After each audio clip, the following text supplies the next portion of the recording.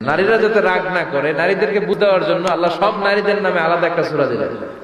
সূরার নাম, তার মানে আল্লাহ নারীকে খুশি রাখতে চায়, বিশ্বনবীও নারীদেরকে খুশি রাখতে চায়। আমার অনেকে বলে, হুজুর আপনি নারীদের পক্ষে কথা বলেন বেশি। আমি সবার পক্ষেই বলি, যার যেটা অধিকার তাকে সেটা দিতে হবে, ঠিক কিনা? নারীরা সম্মানিতা, তাদেরকে সম্মান দিতে হবে। বিশ্বনবী তাদেরকে সম্মান দিতেন। মায়েশাকে বিশ্বনবী সবসময় আগে সালাম দিতেন। সুবহানাল্লাহ পড়ে। খাদিজা রাদিয়াল্লাহু তাআলা আনহাকে আল্লাহ তাআলা আরশের উপর থেকে সালাম পাঠিয়েছেন। এজন্য নারীদেরকে সালাম দিবেন বেশি বেশি। ঘরে সুখ শান্তি নাই, অনেকে বলে ঘরটা নাকি জাহান্নামের টুকরা, কারণ সালাম নাই। সালাম মানে শান্তি। সালাম মানে কি?